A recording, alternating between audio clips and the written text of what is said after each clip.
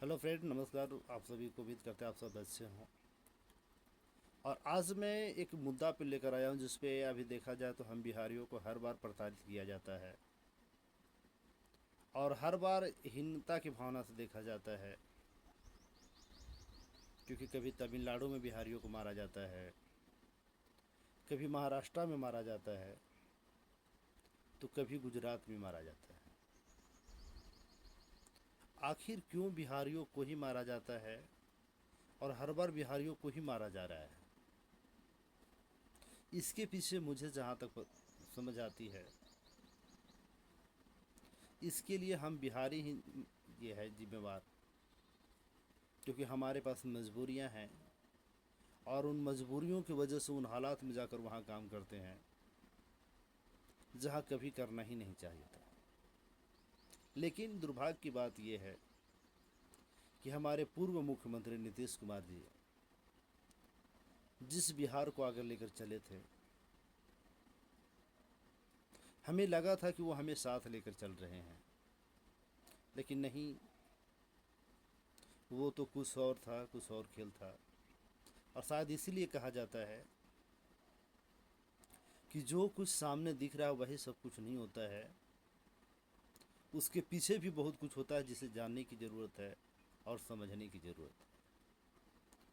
नीतीश कुमार ने जिनके खिलाफ अपने बिहार को सत्ता को हासिल किया था,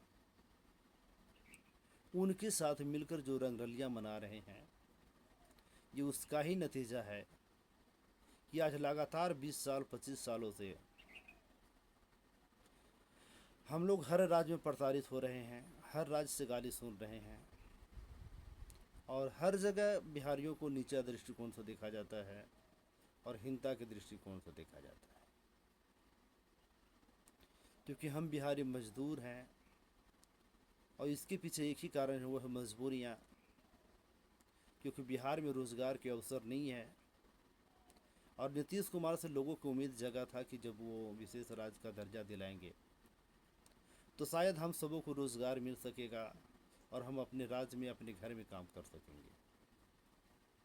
लेकिन कहाँ किसी को ये पता था कि नीतीश कुमार ऐसे मुख्यमंत्री थे जिनका कोई सगा नहीं और ऐसा कोई व्यक्ति नहीं जिसको नीतीश कुमार ने ठगा नहीं।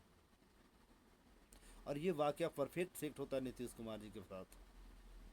क्योंकि जब बिहार को विशेष राज्य का दर्जा नहीं दिला सके, बिहार में रोजगार का विशेष अवसर नहीं दे सके, इन सभी आरोपों से बचने के लिए उन्होंने राज्यसभा की ओर रुख किया है। जो नीतीश कुमार के लिए धिक्कार है, सुशासन बाबू कहलाने पर, स्वाभिमानी कहलाने पर। लेकिन जो हाल आपने नीतीश कुमार जी ने बिहार को किया है, बिहार आपको बख्शेगा नहीं, छोड़ेगा नहीं। और जिसकी शुरुआत आपकी हो चुकी है, आपकी बर्बादी, और आप अगले बार मुखिया के चुनाव लड़ने लायक भी रह जाए तो दुर्भाग्य होगा।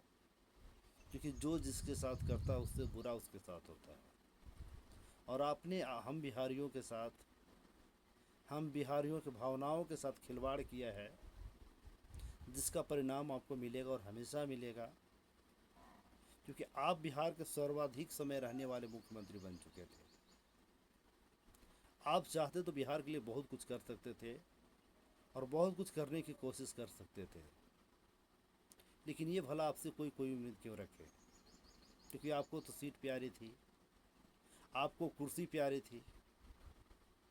आप जब रिटायर होने के हुए तो सोचे कि मेरे पास कोई विकल्प नहीं, तो बेटा को बिना चुनाव लड़े,